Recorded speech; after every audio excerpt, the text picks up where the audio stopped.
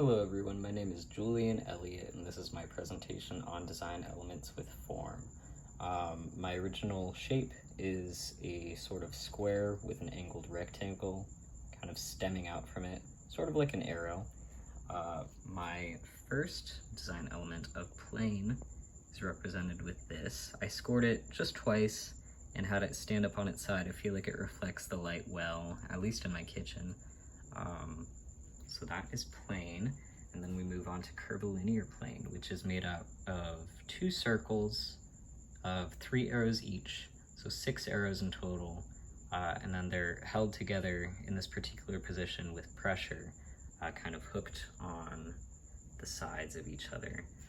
If I move this too much, it kind of falls apart, so this one I can't really knock around too much. Cross contour plane, on the other hand, is pretty durable, and you can actually put it up on its underside as well. I guess you can spin it as well. But I really like the overhead view of it, as well as just the concept of having a square in the middle of these sort of arrows meeting in the middle. For line, I also used a little pen tool to curl these things, these little ribbons, to kind of have the arrow going in on itself.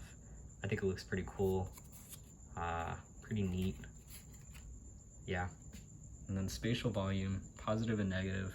I feel like this one's the most complex out of all of my shapes and design elements. I really like the square in the middle.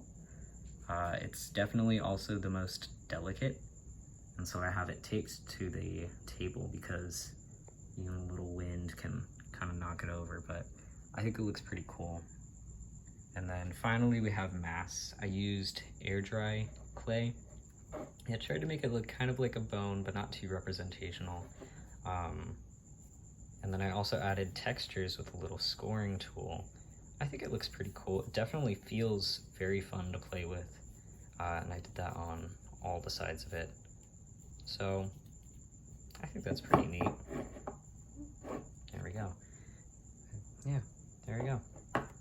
And well, thank you for watching.